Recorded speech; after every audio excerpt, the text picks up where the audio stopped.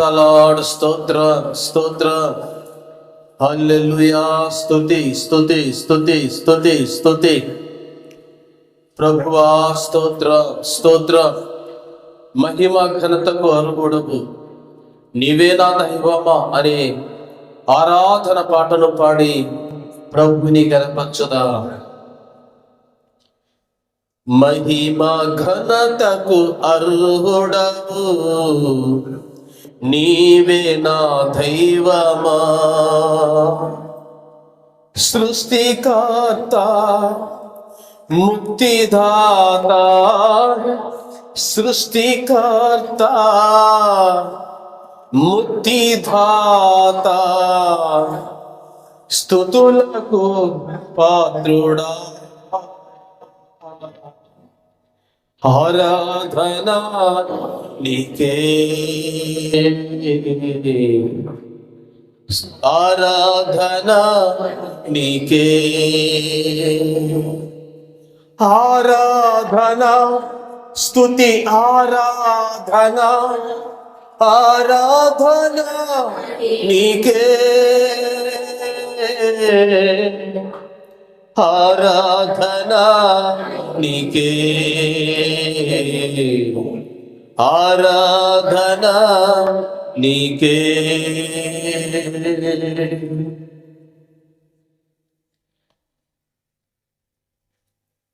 స్తోత్ర. మహిమ ఘనతకు అర్హుడవు, నీవే నా దైవమా. మహిమ ఘనతకు అర్హుడవు, నీవే నా దైవమా. సృష్టికర్త ముక్తిదాత, సృష్టికర్త ముక్తిదాత, స్తుతులకు పాత్రుడా. ఆరాధన నీకే, ఆరాధన నీకే. ఆమేన్. ఆరాధన నీకే, ఆరాధన నీకే, ఆరాధన స్తుతి ఆరాధన, ఆరాధన నీకే, ఆరాధన స్తుతి ఆరాధన, ఆరాధన నీకే, ఆరాధన. ఆమేన్. ఆరాధన స్తోత్రం, ఆరాధన. అవునయ్యా. Thank you Jesus. మన్నాను కృతించిన బంధను నుంచి. ఆమేన్. యేసు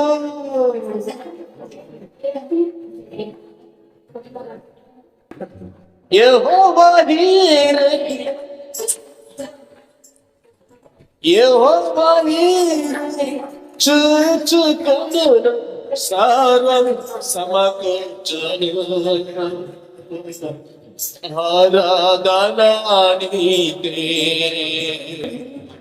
ఆరాధన నీకే, ఆరాధన నీకే.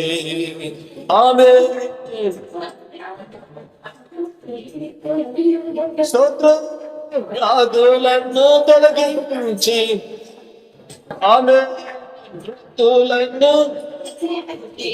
అవును, మన దేవుడు ఎన్నో వ్యాధులను కలిగించిన దేవుడు, చనిపోయిన వారికి కూడా లేపిన దేవుడు. స్తోత్రం. యెహోవా రాఫా, స్వస్థపరచును. యెహోవా నన్ను స్వస్థపరచును. ఆరాధన నీకే. స్తోత్రం. ఆరాధన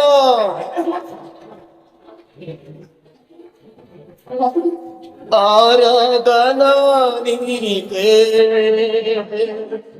ఆరాధన స్తుతి ఆరాధన నీకే, ఆరాధన స్తుతి ఆరాధన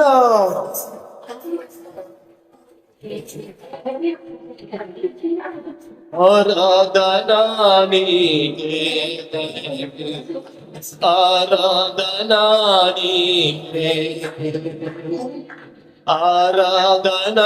నీకే, ఆరాధనా నీకే, ఆరాధనా నీకే, ఆరాధనా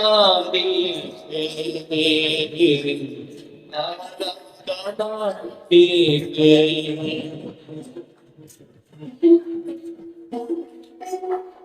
ప్రైజ్ ది లార్డ్. స్తోత్రం స్తోత్రం స్తోత్రం.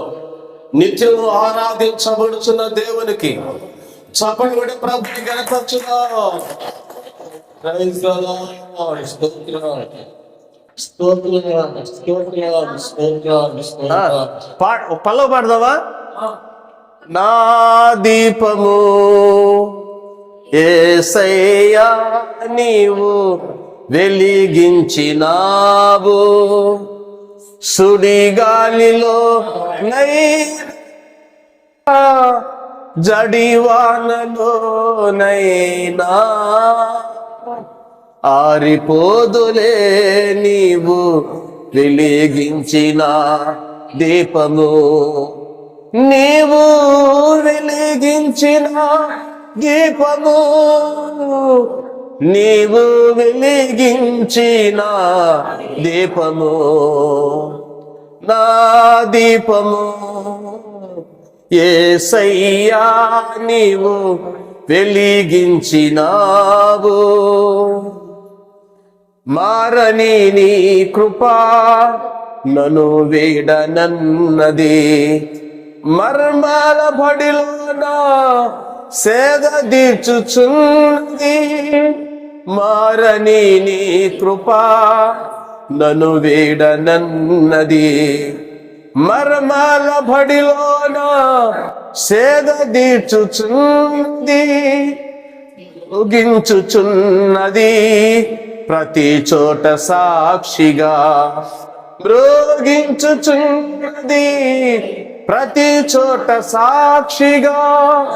నా దీపము యేసయ్యా నీవు వెలిగించినావు, సుడిగాలిలో జడివానలో నైనా ఆరిపోదులే నీవు వెలిగించిన దీపము, నీవు వెలిగించిన దీపము, నీవు వెలిగించిన దీపము. Hallelujah. Happy new year. Happy దేవుని వాక్యాన్ని ఈ నూతన సంవత్సరంలో మనం నూతన సంవత్సర వాక్యాన్ని విందాం. మనకి ప్రాముఖ్యమైన ఘట్టం ఏందయ్యానంటే మీ దగ్గర ఉన్న ఈ పరిశుద్ధ గ్రంథం. కనుక దయచేసి మీరు మందిరానికి వచ్చేటప్పుడు పరిశుద్ధ గ్రంథాన్ని తీసుకొని రావాలి, చదవాలి. స్తోత్రం కలుగును గాక.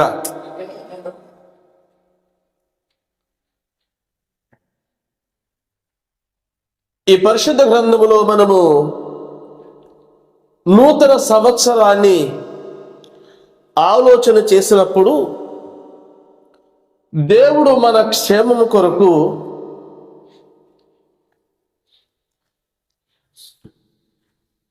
కొన్ని విషయాలను దేవుడు మనకు ఈ పరిశుద్ధ గ్రంథములో నియమించాడు. సంవత్సరము, నెల, తేదీ ఈ పరిశుద్ధ గ్రంథంలో ఉండటం మనం చూస్తాం.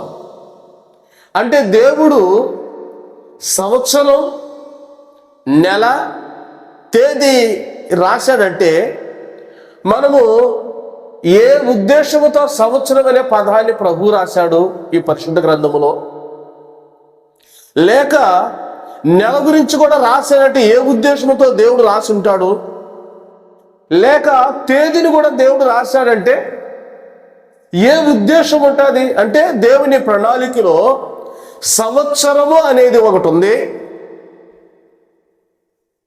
దేవుని ఉద్దేశములో నెల అనేది ఒకటి ఉంది, దేవుని ఉద్దేశములో తేదీ అనేది కూడా ఒకటి ఉంది. ఇది ఎవరికయ్యా అంటే మనకి, దేవునికి కాదు. హల్లెలూయా. దేవునికి సంవత్సరాలు తరుగులేదు. ఆ దేవుడు ఆది అంతమై ఉన్న దేవుడు, ఆయన తరతరాలు ఉండే దేవుడు, యుగ యుగాలు ఉండే దేవుడిగా ఉన్నాడు యేసయ్య. అందుకోసమే ఈ సంవత్సరాలు, తేదీ, నెల గురించి ఒకసారి మీ దగ్గర ఉన్నటువంటి పరిశుద్ధ గ్రంథాన్ని చదివితే దానియేలు పుస్తకం 10వ అధ్యాయము 4వ వచనం. దానియేలు పుస్తకం 10వ అధ్యాయము 4వ వచనం.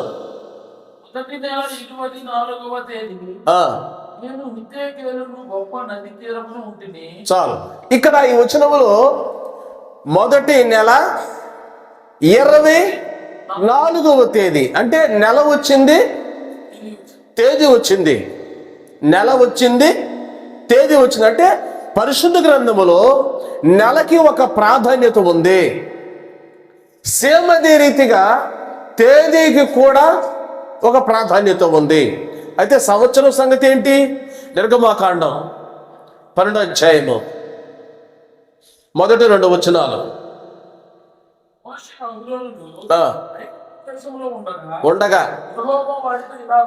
సెలవిచ్చెను నెలలో మొదటిది మీ సంవత్సరానికి 24వ సంవత్సరానికి జనవరి నెల ఏ నెల? స్తోత్రం కలుగును గాక. 2024వ సంవత్సరానికి జనవరి నెల ఏంది? మొదటి నెల రోజున దేవుడు చెప్తున్నాడు మనకి. స్తోత్రం కలుగును గాక. ఎవరు చెబుతున్నాడు? దేవుడు చెప్తున్నాడు. వాళ్ళు ఎక్కడ ఉండగా చెప్తున్నారు? ఐగుప్తులో ఉండగా. అంటే మనం కూడా ఎక్కడ ఉన్నాం ఇప్పుడు? అంటే లోకమైన ఐగుప్తులో ఉన్నాం, కానీ ఐగుప్తులకు సంబంధించిన ప్రజలం కాదు మనం. అర్థమవుతుందా? ఐగుప్తి దేశంలోనే ఉన్నాం, ఐగుప్తులకు సంబంధించిన ప్రజలం కాదు. ఇజ్రాయేలు అనే దేవుని బిడ్డలు కూడా ఐగుప్తు అనే లోకములోనే ఉంటారు, కానీ లోకానికి సంబంధించిన ప్రజలు కాదు. స్తోత్రం కలుగును గాక. ఇప్పుడు మొదటి నెల, సంవత్సరానికి మొదటి నెల మొదటి తేదీన ప్రభువు మన అందరితో ఈ రాత్రి వేళ మాట్లాడుతున్నాడు. ఏమని అంటే చదువుదామా? ఉండగా సెలవిచ్చిన దేవుడు మాట్లాడుతున్నాడు. ఏమని? మొదటిది నెల మీరు ఇశ్రాయేలీల సర్వ సమాజముతో దశమ రోజున లెక్క చొప్పున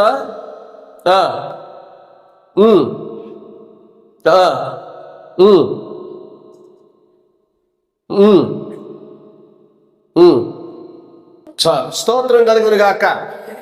అంటే ఈ నిర్గమాకాండం 12వ అధ్యాయములో ఇశ్రాయేలీల ప్రయాణం ఎక్కడి నుంచి అంటే ఐగుప్తు అనే దేశములో నుండి కనాను దేశకు ప్రయాణం. స్తోత్రం కలుగును గాక. అంటే బాగా గమనించండి, వారు ఈ భూమి మీద, ఇజ్రాయిల్ అనే వారు భూమి మీద వారు ప్రయాణం కొనసాగించటానికి దేవుడు ఒక ఆలోచన చెప్తున్నాడు. ఈ 2024వ సంవత్సరం జనవరి నెల మొదటి తేదీన మనకు కూడా ఒక ఆలోచన చెప్తున్నాడు. మీరు ప్రయాణం చేయాలి, ఐగుప్తులో నుండి మీరు ప్రయాణం చేయాలి అంటే లోకమైన ఐగుప్తుల నుండి ప్రయాణం చేయాలి. ప్రయాణం చేయాలంటే మీరు ఏం చేయాలంటే కుటుంబాలకి లెక్క చొప్పున అంటే కుటుంబంలో ఉన్న ప్రతి ఇంటికి గొర్రె పిల్లనైనా మేక పిల్లనైనా తీసుకోవాలి. అంటే దేవుడు ఏం చెప్తున్నాడంటే, క్రీస్తులో ప్రియులైన దేవుని బిడ్డలారా, మీ ప్రయాణం ఇక ఐగుప్తులో ఉండటానికి కాదు. స్తోత్రం కలుగును గాక. అయితే ఎక్కడికయ్యా అంటే కనాను. కనాను ఏముంది అని మనం చూసినప్పుడు కనానులో ఏముందంటే కనాను దేశాన్ని గురించి ఒకసారి ఆలోచన చేద్దామా. కనాను దేశాన్ని గురించి అక్కడికి ఎందుకు వెళ్ళమంటున్నాడు? అక్కడ ఏముంది? కనాను దేశం కదా. వీళ్ళు ప్రయాణం అవ్వాలి. ఇప్పుడు ప్రయాణం అవటానికి వారికి ప్రతి ఇంటికి ఏం తీసుకోవాలి? గొర్రె పిల్లను మేక పిల్లను తీసుకెళ్ళాలి. ఏ ఉద్దేశంతో అసలు వీళ్ళు కనాను ప్రయాణం చేయాలని ఈ వాగ్దానం ఎప్పుడు వచ్చింది అంటే ఇశ్రాయేలుకు మూల పురుషుడైనటువంటి అబ్రహాంతో దేవుడు చెప్పిన మాట అది. మనకందరికీ ఒకే ఒక తండ్రి ఉన్నాడు. ముస్లిమ్స్కు, హిందువులకు, క్రైస్తవులకు వీళ్ళు ముగ్గురికి సంబంధించిన ఒక తండ్రి ఉన్నాడు పరిశుద్ధ గ్రంథంలో. ఆయన పేరేంది మీరు చెప్పగలరా?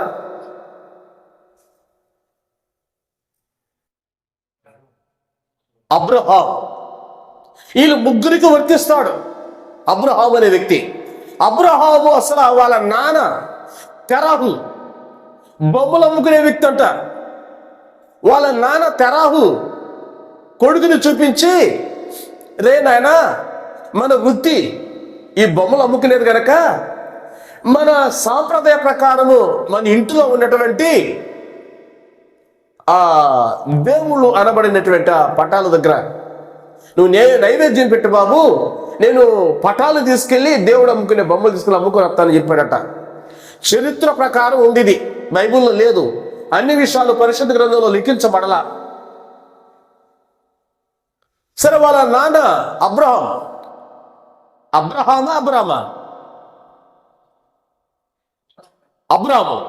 కాదు, అబ్రాము. ఈ అబ్రాము వాళ్ళ నాన్న వెళ్ళిన తర్వాత బొమ్మలో అమ్మటానికి వెళ్ళినప్పుడు ఆ తీసుకెళ్ళి నైవేద్యంలాగా పెట్టి బొమ్మల దగ్గర పక్క నుండి చూస్తున్నాడంట. ఎందుకని?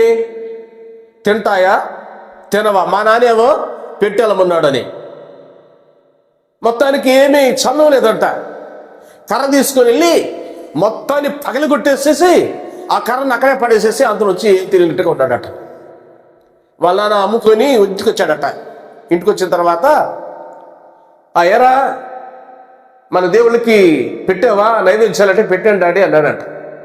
వెళ్ళి చూస్తే ఎక్కడ బొమ్మలు అక్కడ పగిలిపోయి ఉన్నాయి. ఇది ఏంటని అంటే, నాకేం తెలుసు డాడీ, వాళ్ళే గొడవలు పడ్డారు, వాళ్ళే కొట్టుకొని చచ్చిపోయారు, నన్నేం చేయమంటావు, నాకు తెలియదు అన్నాడట. అలాంటి స్థితిలో ఉండగా దేవుడు అతనితో ప్రత్యక్షమై మాట్లాడాడు. స్తోత్రం కలుగును గాక. ఇప్పుడు ఆది కాండం చదువుతారా? గతంలోకి వెళ్దామా? ఇజ్రాయేలు తెలుసుకోవాలంటే వాళ్ళ గతంలోకి మూలంలోకి వెళ్ళిపోవాలి మనం. ఇప్పుడు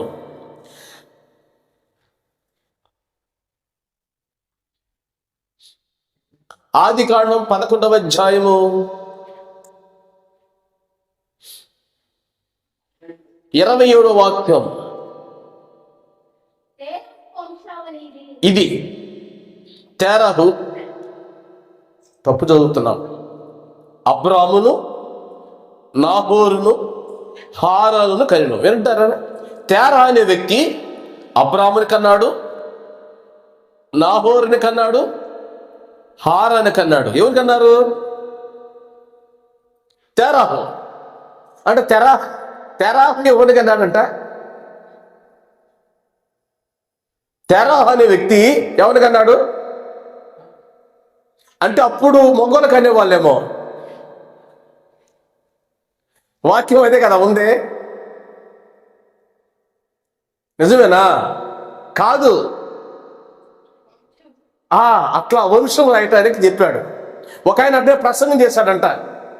ఏమనంటే, చూడయ్యా, బైబుల్లో ఏమనుందంటే తేరహు అబ్రామును నాహోరును హారాను కన్నాడంట. తేరాహు అక్కడ ముగ్గురు కనేశాడు.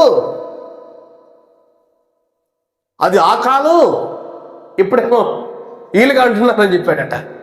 అలా కాదు, దేవునికి స్తోత్రం కలుగును గాక. ఇది వంశం. అబ్రాము వాళ్ళ నాన్న పేరు తెరాహు. కొంతకాలం దేవుడు అలాంటి స్థితిలో ఉండగా వాళ్ళు ప్రయాణమై వస్తూ ఉన్నారు. ప్రయాణమై వచ్చినప్పుడు 31వ వచనం చదివినప్పుడు అబ్రామును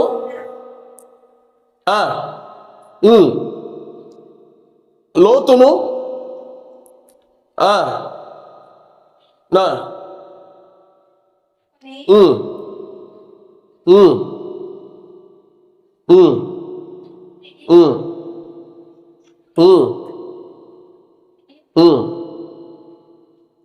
హారాను మట్టుకొచ్చి అక్కడ ఆగిపోయారు. కల్దీల నుండి కనానుకు ప్రయాణం అయ్యారు. హల్లెలూయా. ఇజ్రాయెల్ ఎక్కడి నుంచి అక్కడ వెళ్ళమంటున్నాడు? ఐగుప్తు నుండి కనానుకు ప్రయాణం చేయాల. అంటే ఈ ప్రయాణం చేయాలి అనే ఉద్దేశము వాళ్ళ ఇజ్రాయేలులో వాళ్ళ తండ్రి యాకోబు, యాకోబు తండ్రి ఇస్సాకు, ఇస్సాకు తండ్రి అబ్రాహాము, అబ్రహాము వాళ్ళ నాన్న తేరాహు. చూసారా? దేవునికి స్తోత్రం కలుగును గాక. అంటే దేవుని ప్రణాళిక చూసారా? ఎన్ని తరాలు మారుకుంటూ వచ్చింది. మనుషులు లేకపోయినా ప్రయాణం కొనసాగించాలా, అది దేవుని ఉద్దేశం. స్తోత్రం కలుగును గాక. దేవుని ప్రణాళిక మారదు. వ్యక్తులు మారిపోవచ్చు, కొన్ని సంవత్సరాలుగా మనం కూడా లేకపోవచ్చు, కానీ దేవుని పరిచర్య జరగతా ఉండాలా. స్తోత్రం కలుగును గాక. ఇప్పుడు హారాన్ని మట్టుకు వచ్చే లెక్క అక్కడ వాళ్ళ నాన్న చనిపోయాడు. హారాన్ని ప్లేస్కి వచ్చాడు, ప్రయాణం అవుతా ఉన్నారు. ఇప్పుడున్నట్టుగా అప్పుడు ఏమి లేవు, ఆటోలు బస్సులు ఉండేవి కాదు. ఆ దినాల్లో వాళ్ళు ప్రయాణ పద్ధతులు ఏంటంటే ఒంటెలు, గుర్రాలు, గాడిదలు అలాగా ప్రయాణం చేసేవాళ్ళు. ఈ ప్రయాణంలో హారాన్ని మట్టుకొచ్చి ఆగిపోయిన వాళ్ళ నాన్న చనిపోయాడు. బాధగా ఉన్నాడు, వేదనగా ఉన్నాడు. ఇంట్లో ఎట్టైనా నాన్న చనిపోతే కుమారుడికి బాధ కదా. అప్పుడు దేవుడు పరిణజ్జీవులు ప్రత్యక్షమై మాట్లాడుతున్నాడు. ఇప్పుడు స్తోత్రం కలుగును గాక. ఏమని? యెహోవా, నీవు లేచి నీ దేశము నుండి, నీ బంధువుల యొద్ద నుండి, నీ తండ్రి ఇంట నుండి బయలుదేరి, చాలు చూపించి దేశం అన్నాడు కానీ కనాను అని చెప్పలేదు కదా అంటారేమో. చెప్పాడా? చెప్పలేదా? కింద మీరు చదవండి. కనానుకి వచ్చాడని 5వ వచనం చదవండి. ఇప్పుడు 4వ వచనం చదవండి. ఇప్పుడు యెహోవా అతనితో చెప్పిన ప్రకారం అబ్రాము వెళ్ళెను, లోతు అతనితో కూడా వెళ్ళెను. అబ్రాము హారాను నుండి, అంటే అబ్రాము వాళ్ళ నాన్న ఏ ఊర్లో చనిపోయాడు? హారాన్లో. అక్కడి నుంచి మన ప్రయాణం వస్తున్నాడు. హారాను నుండి బయలుదేరినప్పుడు 75 సంవత్సరాలు గలవాడట. స్తోత్రం కలుగును గాక. ఇక్కడ కూర్చున్నామని ఎవరికున్నది 75 సంవత్సరాలు?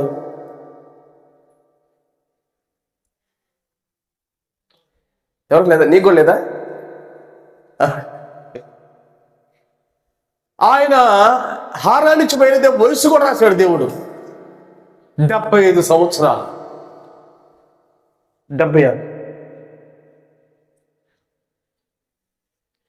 75 ఏంటి?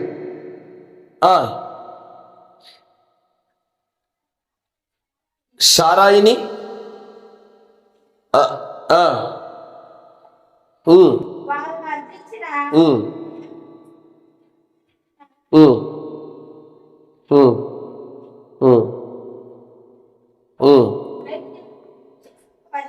చాలు.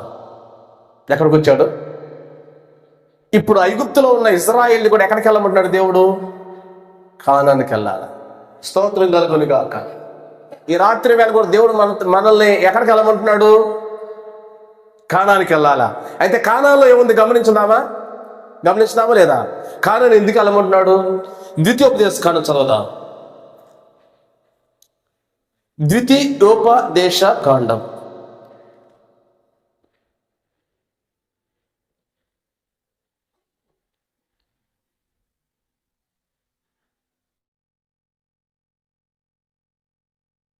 8వ అధ్యాయం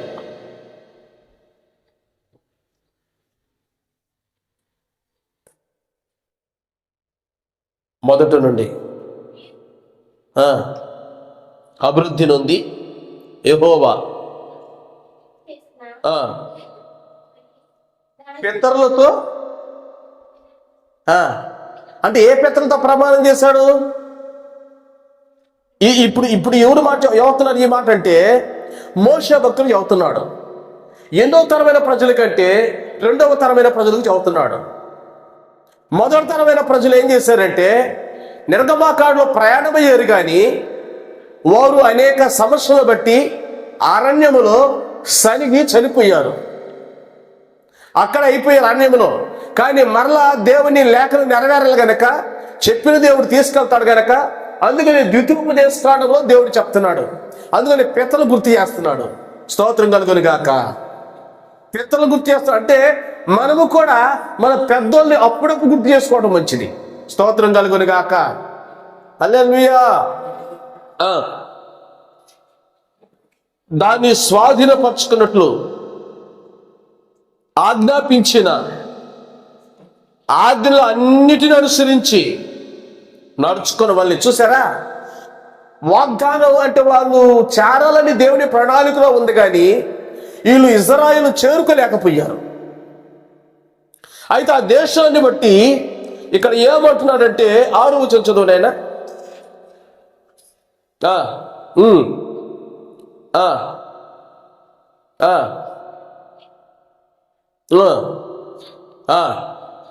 నీ దేవుడైన యెహోవా మంచి దేశంలో ప్రవేశపెట్టును. ఆ కనాన్ దేశం ఎలాగా ఉంటుందంటే నీటి వాగులను, లోయలను, కొండల్లో నుండి పారు ఊటలను, అగాధ జలములను గల దేశం. చూసారు అది ఎంత మంచి దేశం అంటే అక్కడ జల ఊటలు ఉంటాయంట. ఆ కనాన్ దేశం అంటే దీని అర్థం ఏంటంటే అక్కడ పరసంబంధమైనటువంటి దైవ ఆశీర్వాదాలు చూపిస్తా ఉన్నాయి.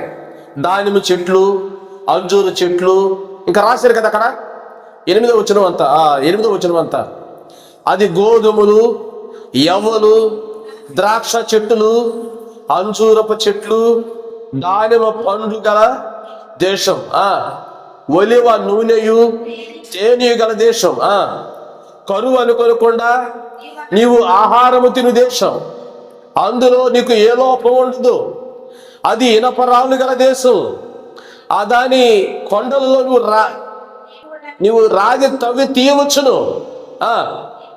నీవు తిని తృప్తి పొంది నీ దేవుడైన యెహోవా నీకు ఇచ్చిన మంచి దేశంను బట్టి స్తుతించాలి. దేవుడు నీకు ఇచ్చిన ఈ సంవత్సరాన్ని బట్టి ఏం చేయాలి? ఏం చెప్పాలి? ప్రభువా నా జీవితంలో ఈ సంవత్సరాన్ని ఇచ్చినందుకు నీకు స్తోత్రాలు ప్రభు అని చెప్పాలి. నువ్వు ఎప్పుడైతే స్తుతి చెప్తా ఉంటావో, ఇక్కడ కొన్ని చెట్ల పేర్లు ఉన్నాయి కదా, ఏం చెట్లు అయ్యి? అంజూర పండు తిన్నారు ఎవరన్నా? అంజూర పండు తెల్లా? మనకు ఒంగోలు కూడా అమ్మారు అంజూరు పండ్లు. అంజూరు కాయలు ఎట్లా ఉంటాయంటే అద్దకాయలాగా ఉంటాయి.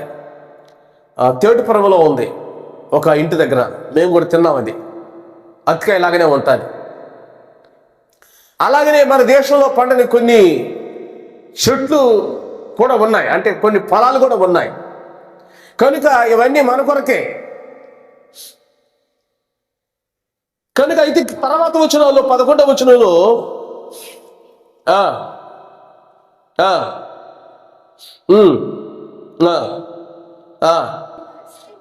అనుసరింపక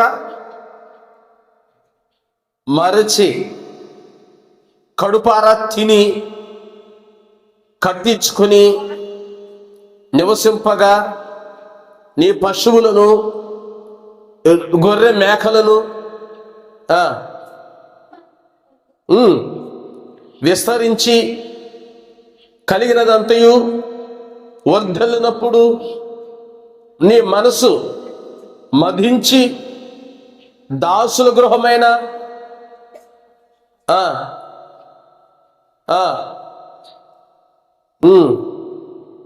జాగ్రత్త చెబుతున్నాడు. హల్లెలూయా.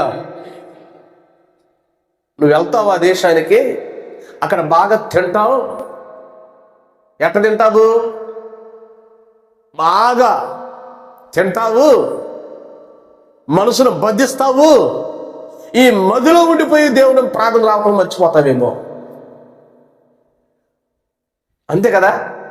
పండుగ వచ్చినప్పుడు బాగా తిని ఇంకా చర్చి లేదు, ఆరాధన లేదు, ఆత్మలు లేవు, సువార్త లేదు. ఎందుకు రాలేదు అంటే ఈరోజు పండగ.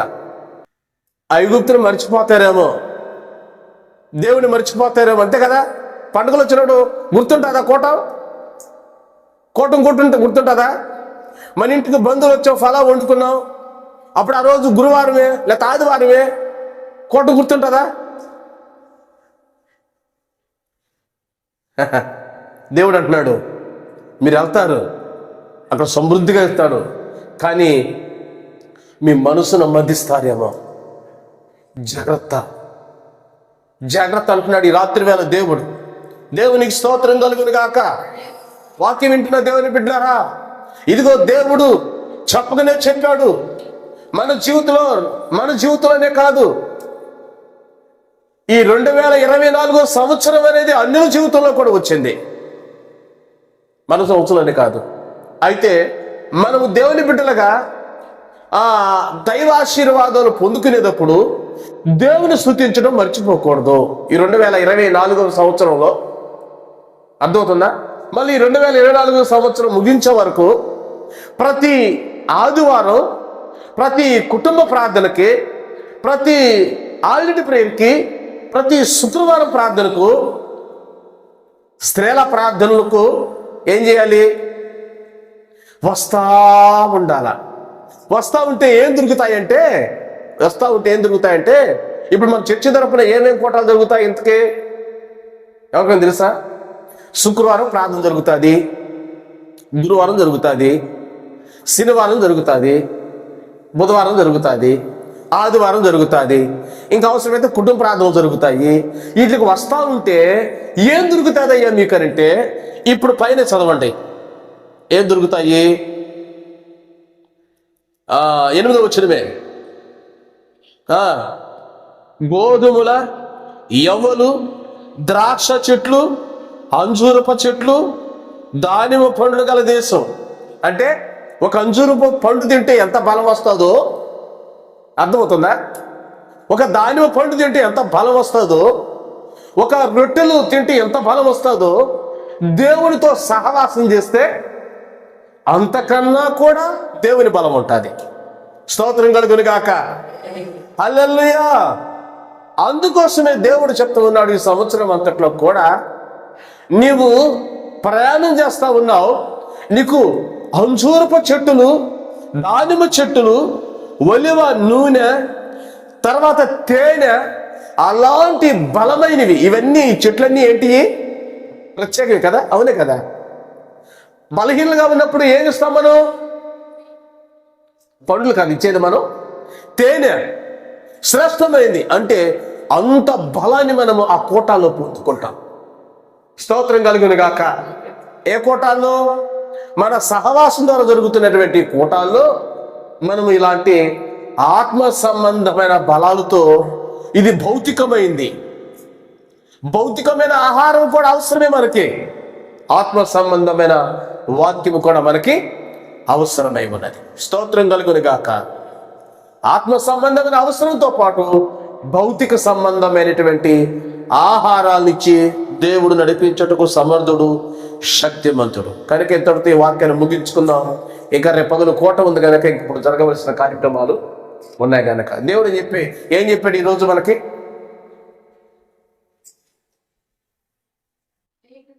ఎప్పుడు చెప్పాడు? ఈ సంవత్సరంలో, ఈ నెలలో, మొదటి నెలలో, మొదటి తేదీన చదువుతున్నాడు దేవుడు. ఎక్కడ ఉన్నప్పుడు చదువుతున్నారు? ఐగుప్తు దేశంలో ఉన్నట్టుగా చెప్తున్నాడు. ఎందుకు చెప్పాడు అనంటే, అలా ప్రయాణం చేయాలని ఎందుకయ్యా కారణం అంటే, వాళ్ళ పితరులతో వాగ్దానాలు ఆగిపోయినాయి. వాళ్ళే వెళ్ళాలి, లెక్క ప్రకారం అబ్రహాం వెళ్ళాలి, అబ్రహాం వెళ్ళలేకపోయాడు. కనాన్ దగ్గరకు వచ్చాడు కానీ అటు అంత తిరిగాడు. మళ్ళా తర్వాత వాళ్ళ కొడుకు వచ్చాడు ఇస్సాకు, తర్వాత యాకోబు వచ్చాడు. యాకోబుకు 12 మంది బిడ్డలు ఇచ్చారు. మళ్ళీ వీళ్ళు కూడా ఐగుప్తు దేశంలో ఆగిపోయారు. ఏది ఏమైనా ఐగుప్తు నుంచి మళ్ళీ వాళ్ళు వెళ్ళాలా? మనందరి గురి కూడా ఏంటంటే పరలోక రాజ్యం వెళ్ళాలి. స్తోత్రం కలుగును గాక. తలలు వచ్చినా ప్రార్థన చేద్దాం. మీ ప్రార్థన అవసరతల కొరకు అభిషిక్తుని Krupa church pastor K Peter, Kothapatnam, Prakasam జిల్లా, ఆంధ్రప్రదేశ్. దేవుడు మిమ్మును దీవించునుగాక. ఆమెన్.